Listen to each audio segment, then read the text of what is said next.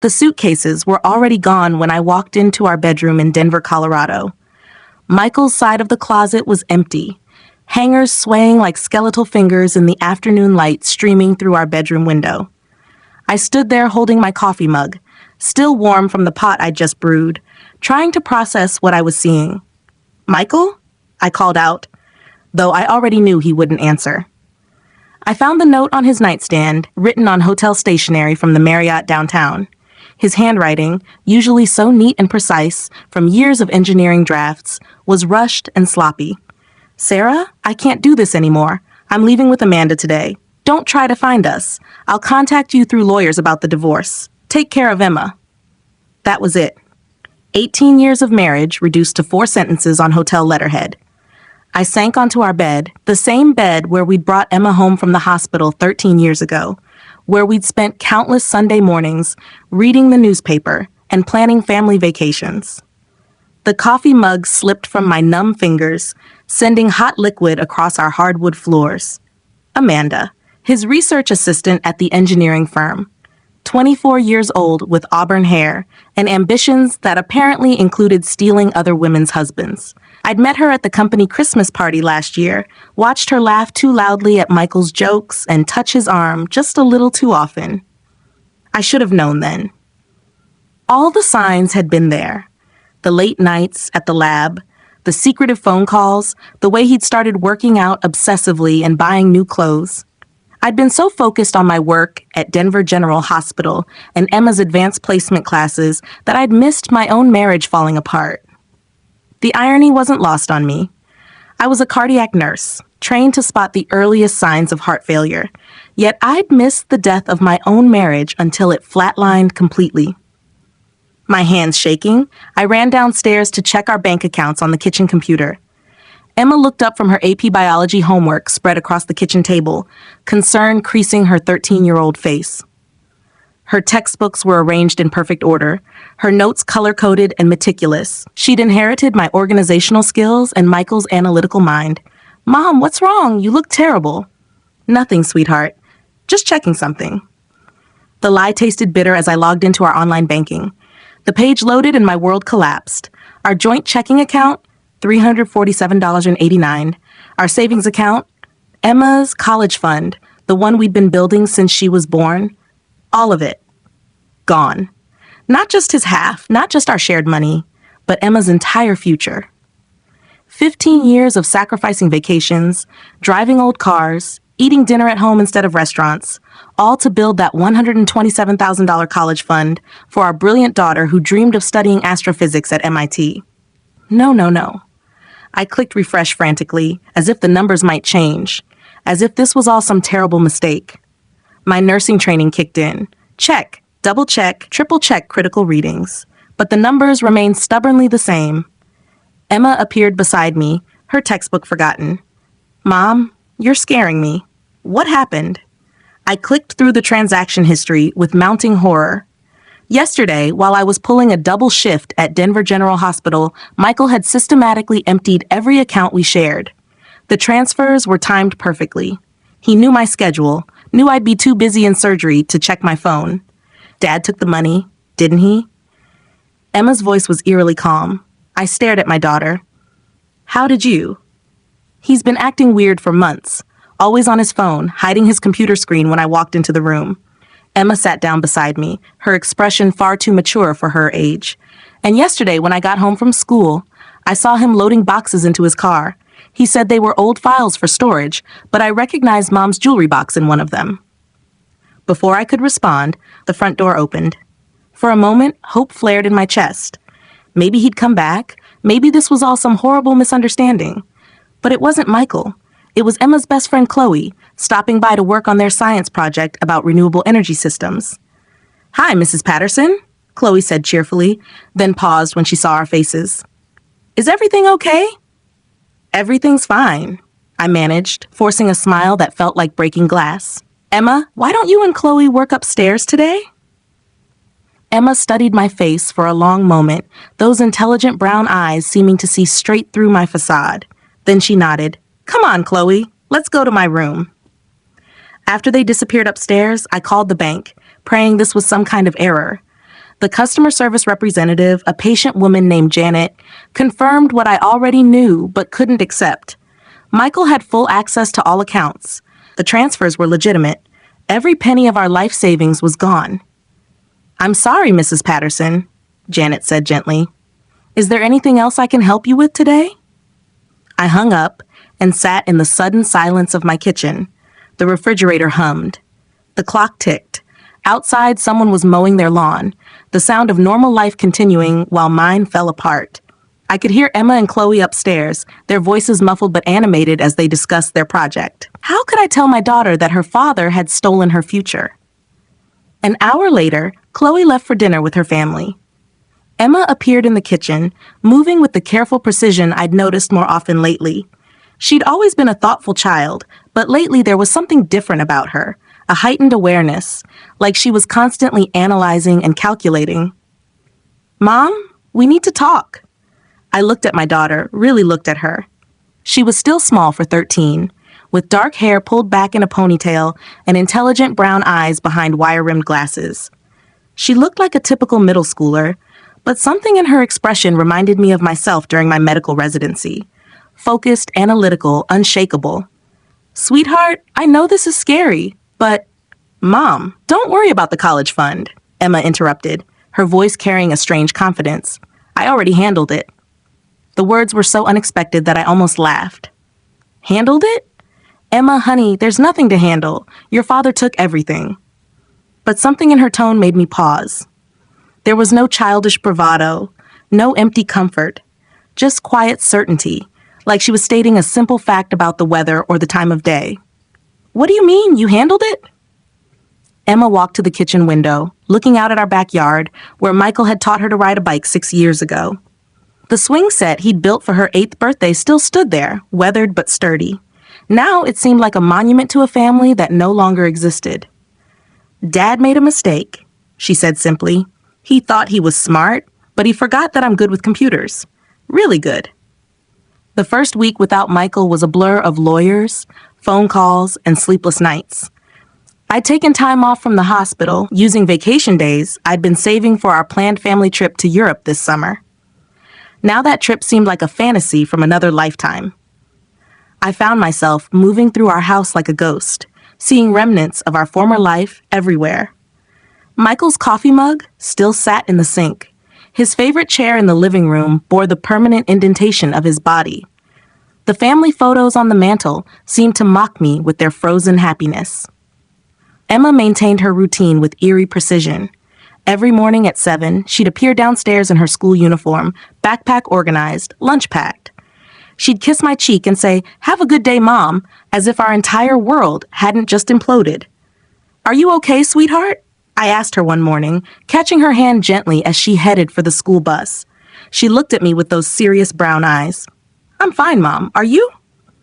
I wasn't fine. I was falling apart, lying awake, calculating how I'd manage on just my nurse's salary.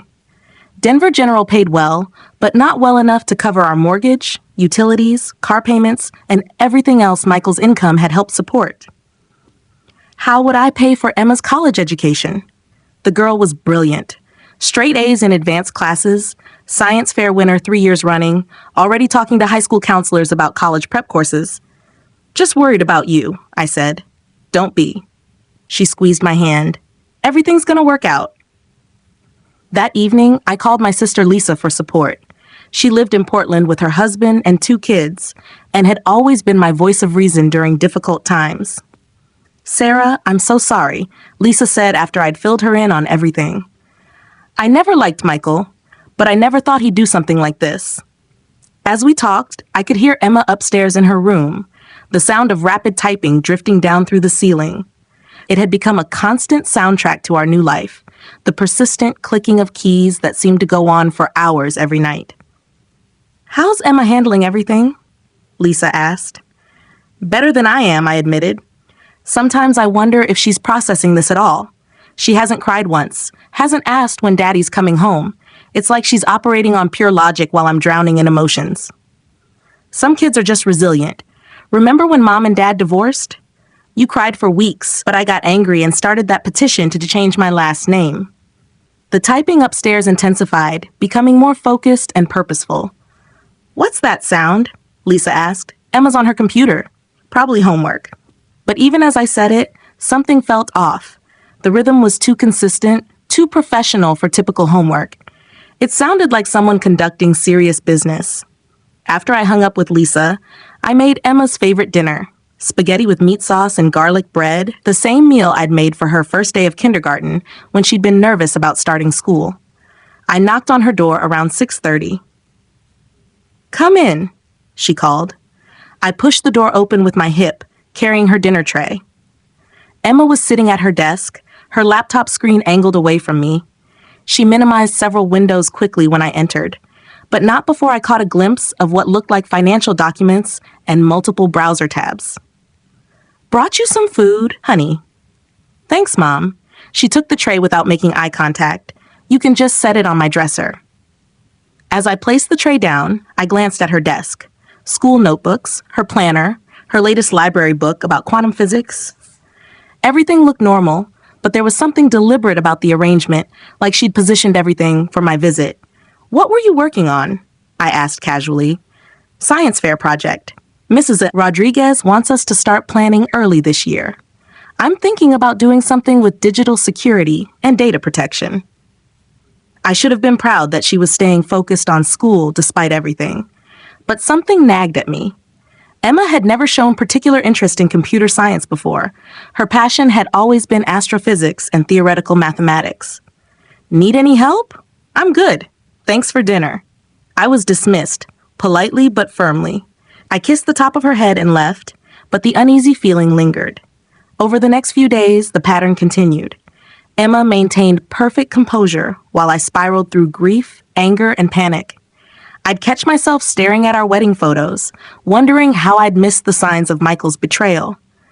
I'd been a cardiac nurse for 15 years. My job was literally to monitor for dangerous rhythms and warning signs.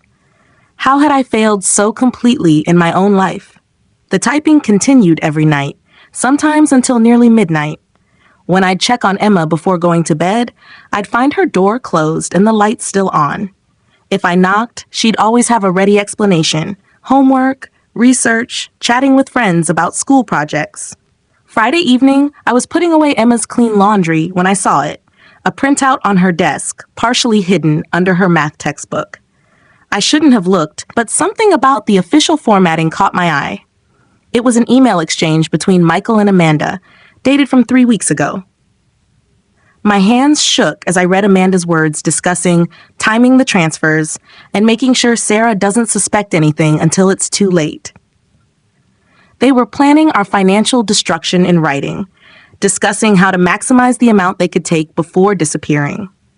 "The key is to move everything the day before she works a double shift," Amanda had written. "She'll be too exhausted to check the accounts immediately, and by the time she realizes what happened, we'll be in Seattle with clean accounts." I sat down hard on Emma's bed, staring at the evidence. My 13-year-old daughter had somehow accessed her father's private emails. But how? Michael was paranoid about computer security. He worked for a defense contractor that required strict digital protocols. "Mom." Emma's voice from the doorway made me jump. She stood there holding her empty dinner plate, completely calm. No surprise, no panic at being caught with stolen communications. Just that steady, analytical gaze I'd grown to know so well. "Emma, where did this come from?" She set her plate down and closed her bedroom door. "Dad's not very good with computer security." "How did you?" I started, then stopped. "How long have you known about Amanda?" 2 months. About the money plan. I figured that out last week when I saw him researching offshore banking procedures. 2 months. While I'd been working double shifts and missing all the signs, my child had been uncovering her father's betrayal. The guilt hit me like a physical blow. "Why didn't you tell me?"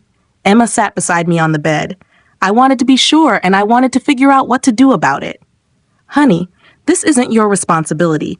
This is adult stuff. Complicated, messy adult stuff that you shouldn't have to deal with." "Yes, it is my responsibility." Her voice was firm, carrying a conviction that surprised me. "He stole my college fund.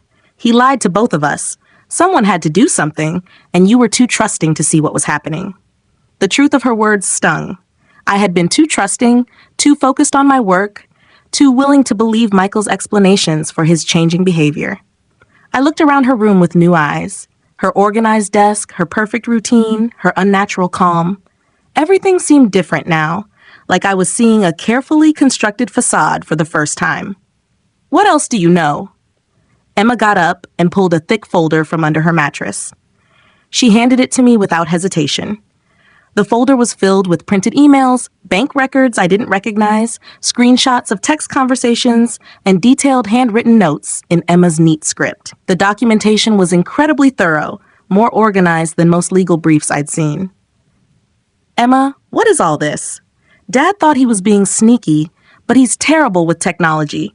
He uses the same password for everything. Eagle 1995, his high school mascot and graduation year, and he never clears his browser history.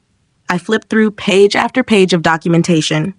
Financial records showing transfers to accounts I'd never seen before, what looked like apartment listings in Seattle, even photos of Michael and Amanda together at various restaurants around Denver. The timestamps showed this had been going on for months. This is incredible and terrifying, I managed. How did you learn to do all this? YouTube tutorials and online forums about cybersecurity. There's actually a lot of information about protecting yourself from financial fraud. I started researching when I noticed the weird patterns in Dad's behavior. Emma, accessing someone's accounts without permission is illegal, I know. She looked at me with an expression far too serious for her age. But so is stealing $127,000 from your daughter's college fund. The matter-of-fact way she said it sent chills down my spine. This wasn't my little girl anymore. This was someone I'd never met before. Someone calculating and focused and completely unafraid. What are you planning to do with all this? Emma took the folder back and closed it carefully. I already did it. My blood ran cold. Did what? Amanda Chen isn't just Dad's research assistant. She's done this before. Twice in the last 3 years, she's gotten involved with married men who had access to family money, convinced them to leave their wives, then disappeared once she had control of the assets. I stared at my daughter. How could you possibly know that? Public record searches aren't that hard once you know what databases to access. Amanda Chen has been cited in 2 other divorce cases for alienation of affection and financial manipulation. She targets men in technical fields who aren't great with emotional intelligence. Emma opened her laptop and showed me a folder labeled School Research Project. Inside were dozens of files documenting Amanda's pattern of behavior, complete with court records, newspaper articles, and social media evidence. She has a type, Emma continued, her voice carrying quiet satisfaction. Middle-aged engineers or scientists, married with children, financially successful but emotionally vulnerable.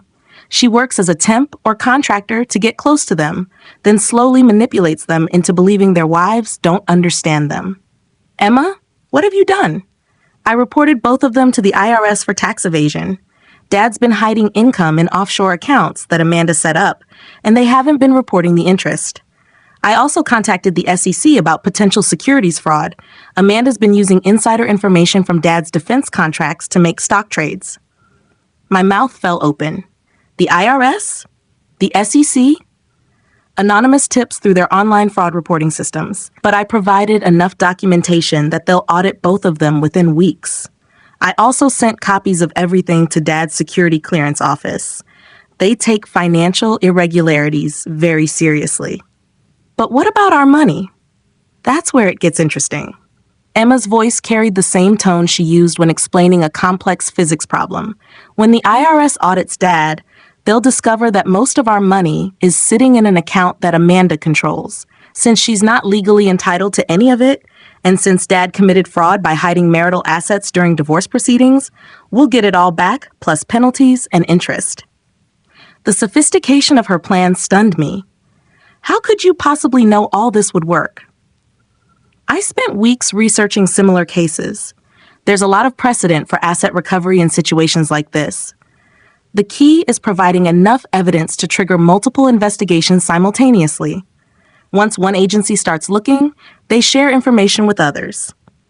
Emma pulled up another folder on her computer. I also documented Amanda's previous victims and connected them with a law firm that specializes in financial fraud. They're building a class action case that should result in criminal charges. The next morning, my phone rang at 8:15 a.m. Michael's name flashed on the screen, and my hands shook as I answered. Sarah, something terrible is happening. His voice was panicked, breathless. The IRS called yesterday. They're auditing me and Amanda. They think we've been hiding income. I glanced toward the kitchen where Emma was calmly eating breakfast and reading the newspaper like a tiny adult. That's unfortunate. That's it? That's all you have to say? His voice turned angry. They've frozen all my accounts pending the investigation. I can't access any of the money. Amanda's freaking out. She says this could ruin her career. You mean our money? The money you stole from your daughter's college fund? I didn't steal anything. I took what I was entitled to in the divorce. Emma's college fund wasn't yours to take, Michael. That money was specifically earmarked for her education. The silence stretched for several seconds. Sarah, I need your help. I need you to tell them that some of the money was legitimately mine, that we had an agreement about the accounts. I looked at Emma, who was now openly listening to the conversation. I can't help you, Michael. You made your choice when you emptied our accounts and walked away. Please. I'm begging you. Amanda's threatening to leave if this doesn't get resolved quickly. Her reputation in the industry is ruined. She's already lost 2 consulting contracts. Good. Maybe she'll think twice before destroying another family. This isn't just about Amanda. My security clearance is under review. If they revoke it, I'll lose my job. I could end up in prison, Sarah. You should have thought of that before you committed fraud. Can I at least talk to Emma? Explain to her what's happening? I looked at my daughter, raising my eyebrows in question. She considered for a moment, then walked over and took the phone from my hand. Hi, Dad. I couldn't hear Michael's side of the conversation, but Emma's responses told the story. I know about Amanda's previous divorces. I know about the hidden accounts in the Cayman Islands. I know you've been planning this for months. Pause. How do I know? Because I've been watching everything you do online for weeks. You really should use better passwords. Longer pause. Dad, you chose to steal from me. You chose to help someone who makes a living destroying families. You chose to lie to Mom and me every single day for months. Emma's voice remained steady, factual. Actions have consequences. Another pause. No, I won't ask Mom to help you. You made your choice when you decided my college fund was worth less than impressing your girlfriend. Pause. I hope you learned something from this, but I'm not going to feel sorry for you. Other families are safer now because you got caught. Emma handed the phone back to me, but Michael had already hung up. After Emma left for school, I sat in my kitchen, finally understanding that my 13-year-old daughter had systematically dismantled 2 adults who thought they could steal from our family without consequences. 3 weeks later, I was reviewing patient charts at the hospital when my supervisor, Dr. Martinez, approached with a concerned expression. Sarah, there's someone from the IRS here to see you about your divorce case. My heart stopped. Is everything okay? Agent Patricia Williams smiled reassuringly as she shook my hand in the break room. Everything's fine. I'm here with good news about the asset recovery in your case. She explained that their investigation had uncovered extensive financial fraud by both Michael and Amanda. Not only would I receive full restitution of the stolen funds, but Michael would face additional penalties for attempting to hide marital assets and evade taxes. Someone provided exceptional documentation that made our case airtight, Agent Williams said. The anonymous tipster understood financial law better than most professionals. Whoever compiled that evidence has a real talent for forensic investigation. What happens to Michael and Amanda now? Your husband is cooperating fully with our investigation. He's agreed to testify against Miss Chen in exchange for reduced charges. As for Miss Chen, she's facing federal charges for tax evasion, securities fraud, and conspiracy. This appears to be part of a larger pattern of financial manipulation. After Agent Williams left, I drove home in a daze. Emma was at the kitchen table doing homework when I walked in, surrounded by textbooks and looking like any normal 8th grader struggling with algebra. Emma? Yeah, Mom. The IRS agent said we're getting all our money back, plus penalties and interest. That's great. She didn't look up from her algebra worksheet. I told you I'd handled it. How did you know it would work? Emma finally met my eyes. Because I made sure they'd have all the evidence they needed to prove Dad and Amanda committed multiple federal crimes. I sat down beside her. What else did you do that you haven't told me about? I've been documenting everything for months. Every hidden transaction, every lie Dad told about working late, every time Amanda accessed accounts she shouldn't have been able to touch. And you sent all of this to the IRS? The IRS, the SEC, the FBI's Financial Crimes Unit, Dad's security clearance office, Amanda's previous employers, and the Colorado Bar Association. Emma ticked off the agencies on her fingers like she was reciting a grocery list. I stared at my daughter. The FBI? Amanda's been committing financial crimes across state lines for years. That makes it a federal case. I also connected her previous victims with federal prosecutors building a case against her. How do you know about all these agencies? Research. When you're trying to stop financial criminals, you need to understand how the system works. Emma closed her algebra book. I also sent everything to 3 different law firms that specialize in family financial fraud. One of them wants to represent us in a civil case against both Dad and Amanda. The casual way she discussed federal investigations still amazed me. Emma, what you did was incredible, but I need to ask, are you okay? This required you to become someone harder than any child should have to be. Emma put down her pencil and looked at me directly. Mom, I'm not damaged. I just understand how people really work now. But don't you feel hurt? Angry? Your father abandoned us. I feel disappointed that he chose to become someone who steals from his own daughter. But I'm not angry about him facing consequences for that choice. Emma picked up her pencil and returned to her homework. Besides, something good came from it. What do you mean? She pulled out her laptop and showed me a website she'd been building. Family financial protection, warning signs, and recovery strategies. The site was sophisticated and comprehensive, with guides for recognizing financial abuse, securing family assets, and recovering from fraud. The design was professional, the content clearly written, and incredibly detailed. I've been getting emails from other families asking for help, Emma explained. People whose spouses or relatives have stolen from them. There are way more cases like ours than you'd think. I read through her materials, amazed by their clarity and thoroughness. This is incredible work, sweetheart. Where did you learn to build websites? YouTube tutorials? Same as everything else. The internet is an amazing educational resource if you know how to use it properly. How many families have contacted you? 47 so far. I've helped 12 of them recover stolen assets, and I'm working with law enforcement on 6 active cases. Emma scrolled through a spreadsheet tracking her cases. Turns out a lot of financial predators use the same basic techniques. Once you understand the patterns, they're not that hard to stop. 3 months later, I received a call that changed everything again.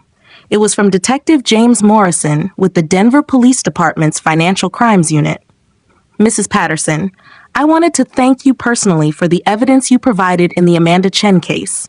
Your documentation helped us connect her to a network of financial predators operating across multiple states. I'm sorry, Detective, but I didn't provide any evidence. That must have been someone else. There was a pause.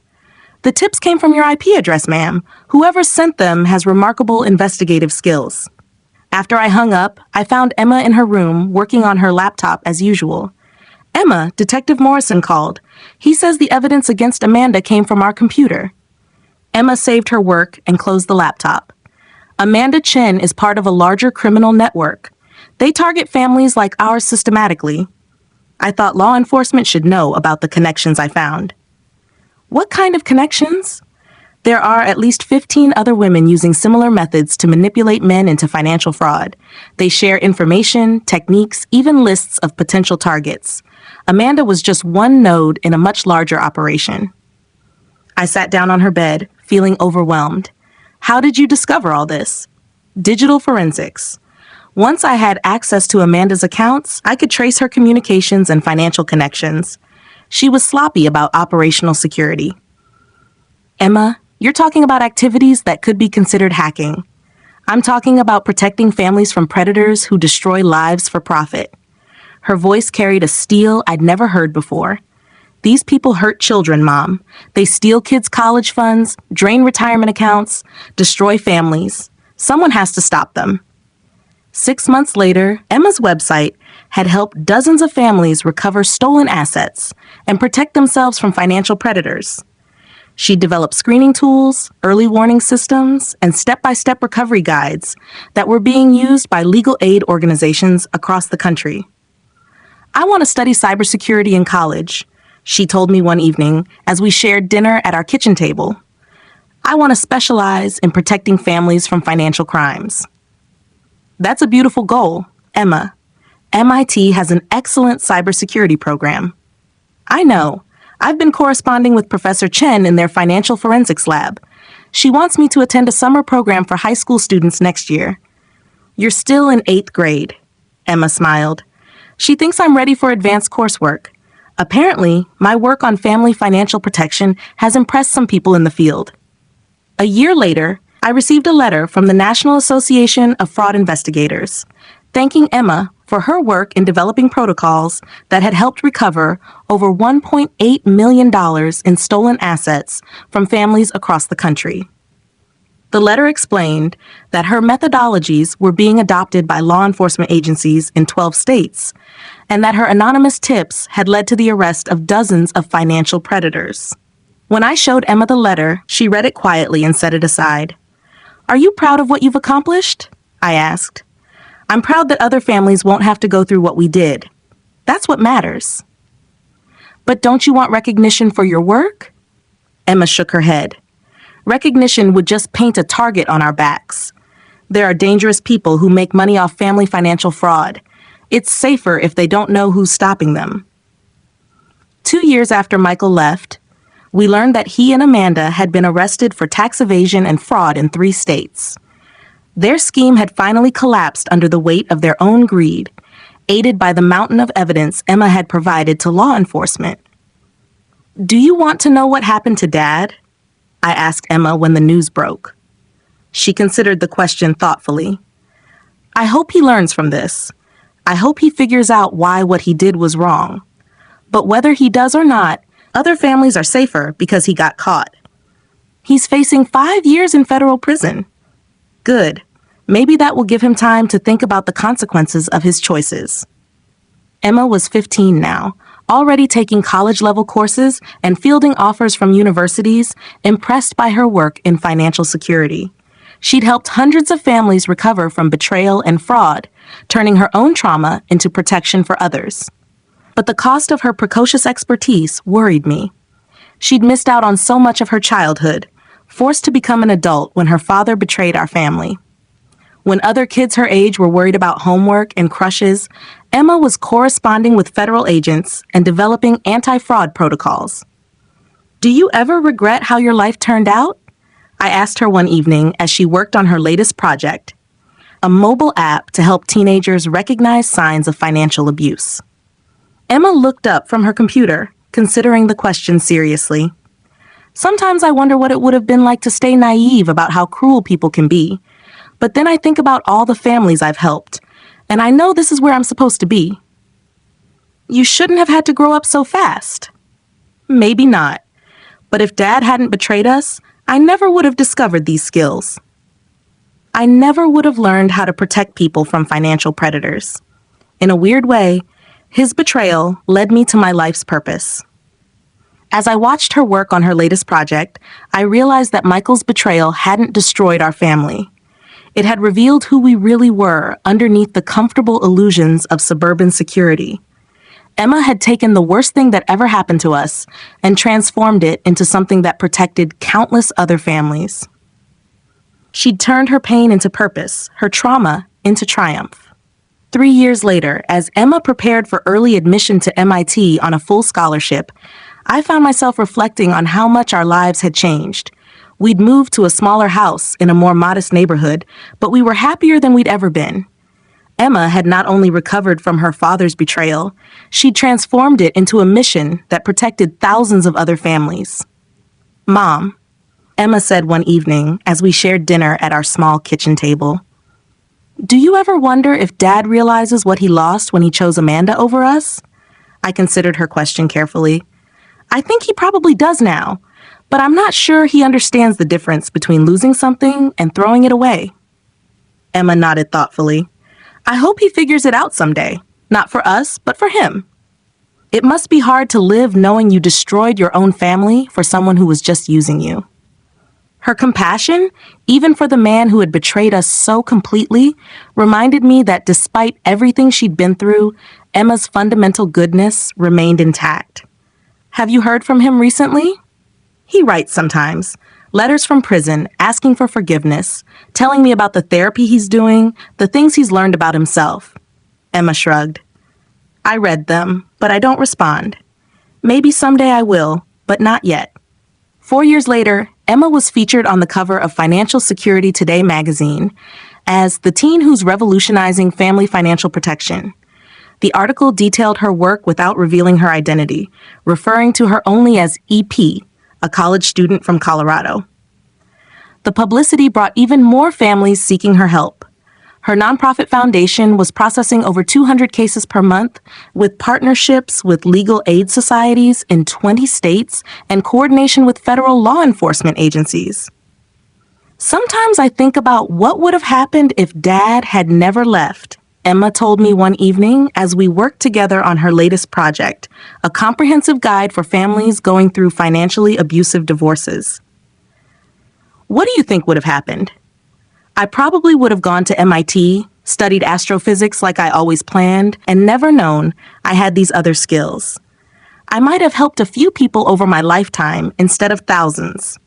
She paused, choosing her words carefully. I'm not glad he hurt us, but I'm grateful for who I became because of it. 5 years after Michael left, we received news that he had been released from federal prison after serving 18 months for fraud and tax evasion. He'd lost his engineering license and security clearance and was working construction in a small town outside Denver, trying to rebuild his life. He sent a letter through his attorney asking if he could see Emma. The letter was different from his previous communications. Less self-pity, more genuine remorse. He wrote about the therapy he'd undergone, the victim's impact statements he'd heard during his trial, the gradual understanding of how much damage he'd caused. What do you think? I asked Emma after we'd both read it. I think he's finally starting to understand the difference between being sorry he got caught and being sorry he hurt people, she said after a long pause. But understanding something intellectually and really feeling it are two different things. Are you willing to see him? Emma considered this for several minutes. Yes, but not alone. And not at our house, somewhere neutral, where I can leave if I need to. We agreed to meet Michael at a coffee shop near the university campus. When he walked in, I barely recognized him. He looked older, worn down by the consequences of his choices. But there was something in his eyes that hadn't been there before. Genuine humility, perhaps even wisdom. Hi, Emma, he said quietly, sitting across from us. Hi, Dad. The conversation that followed was awkward and painful. Michael tried to explain his choices, not to justify them, but to help Emma understand how he'd lost his way. He talked about feeling trapped in his marriage, about Amanda's manipulation, about the gradual series of small compromises that had led to such devastating betrayal. I know you're sorry, Dad, Emma said finally. I can see that you've changed, but sorry doesn't undo what you did. Sorry doesn't give me back the childhood I lost when I had to become an adult to protect our family. Michael's eyes filled with tears. I know I can't undo any of it, but I want you to know that not a day goes by that I don't think about what I stole from you. Not just the money, the security, the innocence, the ability to trust that adults will protect you. You didn't just steal from me, Dad. You created me. The person I am now, the work I do, it all started because you betrayed us. In a strange way, your worst moment created my best self. Michael stared at his daughter, struggling to process what she was telling him. I've helped thousands of families recover from financial fraud, Emma continued. I've worked with federal agents to stop criminal networks. I've developed security protocols that protect vulnerable people from predators. None of that would have happened if you hadn't shown me how easily trust can be weaponized. I don't know whether to be proud of what you've accomplished or horrified that you had to accomplish it. Be both, Emma said simply. That's what trauma does. It destroys and creates simultaneously. The question is whether we let it destroy us or use it to create something meaningful. As we drove home that evening, Emma was quiet for a long time. How do you feel about seeing him? I asked. Sad, she said honestly. Sad that he had to lose everything to start becoming the person he should have been all along, but also relieved. For years, I worried that he hadn't learned anything, that he'd just blame everyone else for his problems. Seeing that he really understands what he did, it helps. Do you think you'll see him again? Maybe. Not regularly, but maybe occasionally. He's still my father, even if he can never be my dad again. 7 years later, as Emma prepared for her doctoral defense in cybersecurity at MIT, I found myself marveling at the woman she'd become. Her foundation had helped thousands of families recover stolen assets and protect themselves from financial predators. She'd testified before Congress, spoken at conferences worldwide, and developed security protocols used by law enforcement agencies in all 50 states. But more importantly, she'd remained kind, compassionate, and grounded. She hadn't let Michael's betrayal make her cynical or cold. Instead, she'd used it to develop empathy for others facing similar struggles. Mom, she said one evening as we sat on our small front porch, watching the Colorado sunset paint the mountains in brilliant purples and golds. Do you think we turned out okay? I looked at my daughter, this remarkable young woman who'd saved our family and then dedicated her life to saving others, and felt my heart swell with pride. Emma, I think we turned out better than okay. I think we turned out exactly who we were meant to be. She smiled, that same quiet, confident smile she'd worn the morning after her father left us. I think so too, she said. As the sun set on another day in our new life, I realized that Michael's betrayal, as devastating as it had also been a gift. It had shown us who we really were underneath the comfortable illusions of family stability. It had revealed Emma's extraordinary capabilities and my own resilience. Most importantly, it had taught us that sometimes the worst things that happen to us become the foundation for the best things we do for others. Emma had taken her father's betrayal and transformed it into protection for thousands of families. She'd turned her pain into purpose, her trauma into triumph. And in doing so, she'd shown me that sometimes being broken open is the only way to discover how strong you really are. The last time Michael contacted us was on Emma's college graduation day. He sent a simple card with a brief message. I know I don't have the right to be proud of you, but I am. You became extraordinary despite me, not because of me. Thank you for showing me what real strength looks like. Emma read the card once and filed it away with his other letters. She didn't respond, but I saw her wipe away a single tear. Still sad? I asked. Always, she said. But it's a different kind of sad now. Not the desperate grief of a child whose father abandoned her, but the mature sorrow of an adult who understands that some relationships can never be repaired, only accepted. 8 years after Michael left, Emma's work had evolved far beyond what either of us could have imagined. Her foundation, now called the Family Financial Protection Institute, operated in all 50 states and had partnerships with international law enforcement agencies. She'd helped recover over $47 million in stolen assets for families worldwide. But it was a phone call on a rainy Tuesday in October that would test everything Emma had built. Mom, we have a problem, Emma said when I arrived home from my shift at the hospital. She was pacing in our living room, her laptop open on the coffee table, displaying what looked like news articles and police reports. What's wrong? Remember Amanda Chen, Dad's old girlfriend? I felt a chill run down my spine. What about her? She was released from federal prison last month and she's been busy. Emma pulled up a series of documents on her screen. She started a new scheme, but this time she's targeting the families I've helped. She's using the information from court records and news articles about my cases to identify vulnerable families and exploit them all over again. The sophistication of Amanda's new plan was terrifying. She'd been studying Emma's methods during her incarceration, learning how family financial protection worked so she could circumvent it. She was using fake identities, sophisticated technology, and knowledge of legal loopholes to re-victimize families who thought they were finally safe. How many families? I asked. 17 that I've confirmed so far. Maybe more. Emma's voice was tight with controlled anger. She's specifically targeting families where I helped expose financial fraud by family members. She convinces them that I'm the real criminal, that I manipulated evidence to frame innocent people. Can't the police stop her? She's not technically breaking any laws yet.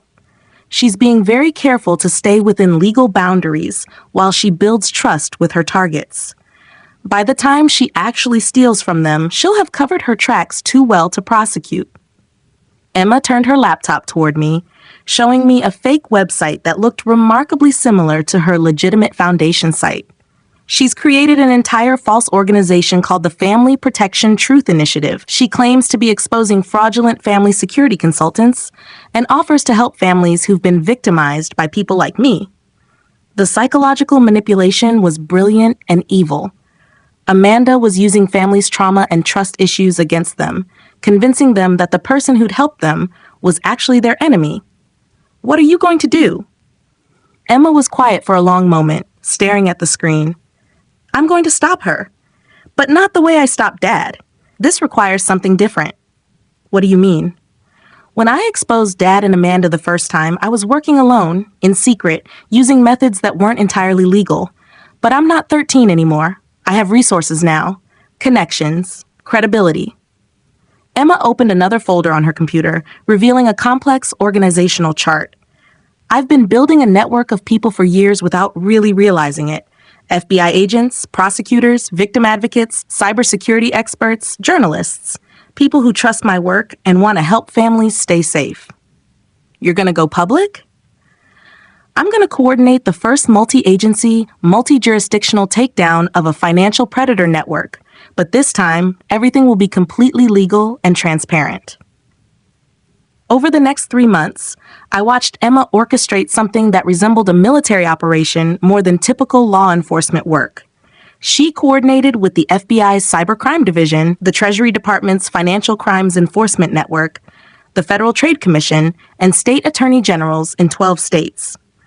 But the real genius of her plan wasn't the government agencies. It was the grassroots network she'd built over years of helping families. Hundreds of people she'd assisted had become volunteer investigators, each monitoring their local communities for signs of Amanda's schemes. It's like an immune system, Emma explained to me one evening as she coordinated phone calls with her network. When one family gets targeted, dozens of others in the area know about it immediately. We can respond before Amanda has time to actually steal anything. The technical aspects of the operation were equally sophisticated. Emma had developed software that could identify fake websites, track financial transactions across multiple platforms, and alert authorities to suspicious activity in real time. Amanda taught me something important when she first destroyed our family, Emma told me. Individual predators can be stopped by individual actions, but networks of predators require networks of protectors. The final phase of Emma's plan began on a cold morning in January. Instead of working in secret like she had as a 13-year-old, Emma held a press conference at the Colorado State Capitol, flanked by FBI agents, state prosecutors, and representatives from dozens of victim advocacy organizations. Financial predators rely on isolation and silence, Emma said into the microphones. They count on families being too ashamed or scared to speak up when they're victimized. Today, we're breaking that silence. She revealed Amanda's entire operation to the public, complete with documentation, recorded communications, and testimony from families who'd been targeted. But more importantly, she announced the launch of a new kind of family protection network, one that operated entirely in the open, with transparency and legal oversight. The Family Financial Protection Network is more than just a law enforcement operation, Emma continued. It's a community of people who've decided that no family should face financial predators alone. Within hours of the press conference, Amanda Chen was arrested on charges of wire fraud, identity theft, and conspiracy. But unlike her previous arrest, this time there was no possibility of plea bargains or reduced sentences.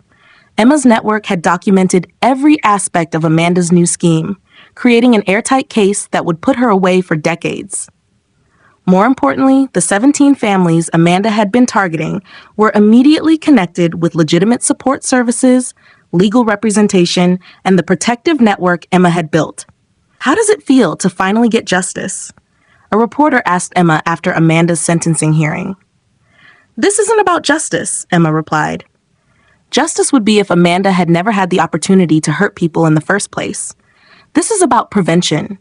It's about building systems that protect families before they become victims. 2 months after Amanda's final conviction, I found Emma in her home office, working on her latest project. But instead of investigating criminals or coordinating with law enforcement, she was designing something completely different. What's this? I asked, looking at the blueprints and architectural drawings spread across her desk. A training center. A place where families can learn to protect themselves, where law enforcement can study financial crimes, where survivors can become advocates. Emma looked up at me with excitement I hadn't seen since she was a child. I want to build something permanent, something that will outlast any individual predator or case. The Emma Patterson Family Financial Protection Center opened 2 years later on a beautiful campus outside Denver. It included classrooms for education programs, laboratories for digital forensics, and meeting spaces for support groups. But the heart of the center was something Emma called the Memorial Wall. Every family that's been helped by our network gets a star on this wall, Emma explained during the opening ceremony. Not their names, we protect privacy, but a star to represent the fact that they survived, they recovered, and they're safe. Looking at the thousands of stars covering the wall, I felt a profound sense of completion. Emma had taken her father's betrayal and transformed it into something that would protect families for generations to come. But it was a conversation I overheard Emma having with a young girl that truly showed me how far we'd both come. The girl was maybe 10 years old, brought to the center by her mother after discovering that her father had been stealing from the family. She was sitting in Emma's office, tears streaming down her face, asking the same question Emma had faced 8 years earlier. Why would my daddy steal from us? The girl asked. Emma knelt down to the girl's eye level, her voice gentle but strong. Sometimes adults make choices that hurt the people they love, but that doesn't mean you're powerless. You're here because your mom is brave enough to protect you. And now you have hundreds of people who will help make sure you stay safe. Will it get better? Emma smiled, the same quiet, confident smile she'd worn the morning after Michael left us. It will get different, and different can be better if you're brave enough to help make it better. As I watched Emma comfort this child, I realized that our story wasn't really about revenge or justice or even financial crime. It was about transformation, how the worst betrayal can become the foundation for the greatest purpose. Emma had kept her promise from that first terrible week. She had handled it. Not just our immediate crisis, but the larger problem of family financial abuse that destroyed thousands of lives every year. 10 years after Michael left, Emma was invited to testify before Congress about comprehensive financial crimes legislation. Sitting in the gallery, watching my daughter speak to senators and representatives about protecting America's families, I thought about that 13-year-old girl who'd sat at our kitchen table and calmly announced that she'd already handled our crisis. The cost of financial betrayal isn't just monetary, Emma told the congressional committee. When someone you trust steals from you, they steal your sense of safety, your ability to trust, your faith in the fundamental idea that family means protection. The legislation we're discussing today isn't just about money. It's about preserving the basic social contract that holds families and communities together. After her testimony, Emma and I walked through the Capitol building, past portraits of lawmakers and leaders who'd shaped American history. Do you think we made a difference? Emma asked. I thought about all the families her network had protected, all the predators who'd been stopped, all the children who would grow up safer because of her work. I think you did something more important than making a difference. I said, I think you changed what's possible. That evening, we had dinner at a small restaurant in Washington, D.C., just the two of us. For the first time in years, we didn't talk about cases or investigations or financial crimes. We talked about normal things. Emma's graduate school plans, my thoughts about early retirement, the novel I'd been trying to find time to read. "Do you ever regret how our lives turned out?" I asked as we shared dessert. Emma considered the question for a long time. "I regret that Dad's betrayal was necessary for me to discover my purpose. I regret that so many families had to suffer for me to learn how to protect them. But I don't regret who we became." "What do you think would have happened if Dad had never left?" "We would have been happy in a smaller way, safe in our little world, never knowing how much larger the world really is, never knowing how much we were capable of protecting and healing." Emma paused, choosing her words carefully. Dad's betrayal didn't just change our lives. It revealed our lives. The people we were always meant to be were there all along, waiting for something to call them forward. 12 years after Michael disappeared with Amanda and our life savings, Emma received an unexpected letter. It was from Michael, but unlike his previous communications, this one included a cashier's check for $127,000, the exact amount he'd stolen from Emma's college fund, plus 12 years of interest. "I've been working construction and living in a studio apartment for 4 years to save this money," Michael's letter explained. "I know it doesn't undo what I did. I know it doesn't repair the trust I broke or give Emma back her childhood, but it's the one concrete thing I can do to acknowledge the magnitude of my betrayal." The letter went on to describe Michael's work with other men who'd abandoned their families, his volunteer work with financial crime victims, his slow and painful journey toward understanding the full impact of his choices. "I've followed Emma's work from a distance," he wrote. "I've seen how she's helped thousands of families avoid what I put you through. I know that her strength came from you, Sarah, not from me, but I hope that someday she might find it in her heart to forgive the man who accidentally created the circumstances that revealed her extraordinary purpose." Emma read the letter twice, then set it aside with the check. "Are you going to cash it?" I asked. "Eventually, but not for me." Emma was quiet for a moment. "I want to use it to create an emergency fund for families who are in crisis, immediate help for people whose relatives have stolen from them, so they don't have to wait for investigations and asset recovery. And the letter? I'll keep it. Maybe someday I'll respond, but not yet." 3 months later, the Emma Patterson Emergency Family Protection Fund had helped 47 families cover immediate expenses while pursuing legal remedies for financial abuse. The fund operated with complete anonymity. Families could receive help without having to prove their cases or navigate complex legal processes. "This is what healing looks like," Emma told me as we reviewed the fund's first quarterly report. "Not forgiveness, not reconciliation, but transformation, taking the worst thing that ever happened to us and using it to make sure it happens to fewer people." 15 years after our world collapsed, Emma's organization had grown into an international network with offices in 12 countries. The methods she developed as a desperate 13-year-old had evolved into standard protocols used by law enforcement agencies worldwide. But the most important measure of Emma's success wasn't the number of criminals caught or the amount of money recovered. It was something much simpler. The number of children who would grow up never knowing the particular kind of betrayal we'd experienced, because Emma's work had made such betrayals harder to commit and easier to stop. "Do you think Dad understands what he created when he betrayed us?" Emma asked me one evening as we worked together in her home office. "I think he understands that his worst moment revealed your best self. But I don't think he truly comprehends the scope of what you've built." Emma smiled. "Maybe that's for the best. The work isn't about him anymore. It's about all the families who will never have to go through what we did." Looking at my daughter, now Dr. Emma Patterson, director of the world's largest family financial protection network, I realized that Michael's betrayal had indeed revealed something extraordinary.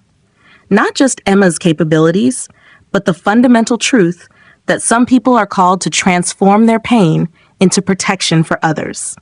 Emma had taken a 13-year-old's desperate act of self-preservation and built it into a global movement that made families safer. She'd turned her father's betrayal into thousands of other families' salvation. The story that began with empty bank accounts and a father's note on hotel stationery had become something much larger. Proof that sometimes the worst betrayals reveal the most extraordinary purposes, and that healing isn't about forgetting the past, but about transforming it into a more protective future. As I watched Emma work late into the evening, coordinating with colleagues across 6 time zones to help families in crisis, I understood that this was what victory looked like. Not revenge, not justice, not even forgiveness, but the quiet satisfaction of knowing that because of her father's betrayal, thousands of children would grow up safer than she had. Emma had kept her promise from that first terrible week. She had handled it. All of it. Forever. If this story of a 13-year-old's digital justice and family protection had you on the edge of your seat, you need to hear what happened next. My favorite part was when Emma calmly told her father, "Actions have consequences," before hanging up the phone. What was your favorite moment? Share it in the comments below. Don't miss more incredible family protection stories like this one. The next chapter reveals how Emma's nonprofit foundation is helping families across the country fight back against financial predators and rebuild their lives after betrayal. Subscribe for more true stories of justice, resilience, and the extraordinary things ordinary families can accomplish when they refuse to let betrayal define them.